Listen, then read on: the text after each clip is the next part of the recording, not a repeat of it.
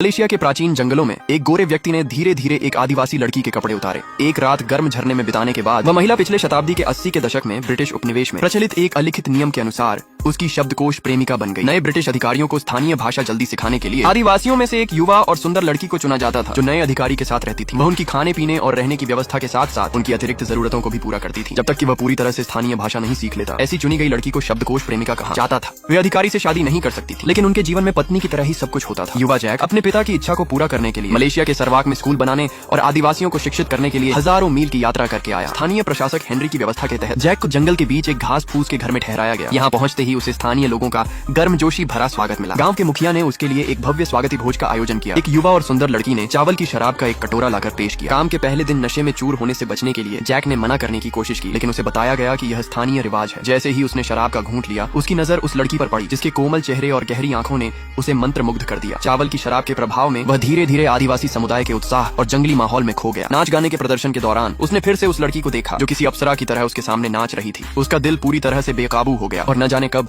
शराब और उस लड़की के सुंदर नृत्य के बीच वह गहरी नींद में सो गया। अगले दिन हेनरी ने उसे एक रेनबू सौंपा। ब्रिटिश सरकार ने सरवाक की खदानों पर सख्त नियंत्रण लागू किया था, लेकिन कुछ वियतनामी खनिक अवैध रूप से खनन कर रहे थे। हेनरी ने जैक से उन खनिकों के सिर लाने को कहा। जैक ये सुनकर स्तब्ध रह गया और उसने हेनरी की बात को बीच में काट कर पूछा, आपने कहा उनके सिर? हेनरी ने जवाब दिया, हाँ, तुम्हें उनके सिर काटने होंगे। जैक को लगने लगा कि आदिवासी उतने दयालु नहीं थे जितना उसने सोचा था। तभी गांव का मुखिया एक लड़की एला को लेकर उसके घास फूस के घर के सामने आया। हेनरी ने जैक को बताया कि एला उसकी शब्दकोश प्रेमिका होगी। जैक, जो अभी अभी यहाँ आया था, को इस शब्द का कोई मतलब नहीं समझ आया। हेनरी ने बड़े ही चटपटे अंदाज में समझाया, पत्नी जैसे कर्तव्य, खासकर बिस्तर में। एला ने मासूमियत से कहा, मैं तुम्हारे साथ सोऊंगी। ये सुनकर जैक हक्का बक्का रह गया। उसका दिमाग इस अजीब स्थिति से खाली हो गया। लेकिन इससे भी हैरान करने वाली बात यह थी कि एला की माँ भी कभी शब्दकोश प्रेमिका थी। इस वजह से एला न केवल स्थानीय भाषा में पारंगत थी, बल्कि उसकी अंग्रेजी भी उत्कृष्ट थी। वह शब्दकोश प्रेमिका के लिए सबसे उपयुक्त थी। हालांकि शब्दकोश प्रेमिका के रूप में उन्हें अपने साथी को चुनने की आजादी थी। जैक के आने से पहले एला 2 अन्य शिक्षकों को ठुकरा चुकी थी, लेकिन इस बार उसने स्वेच्छा से जैक को चुना। एला की इस जुदोंग जीजिन के सामने शायद ही कोई पुरुष टिक पाता, लेकिन जैक को लगा कि यह व्यवस्था उसके आदिवासियों को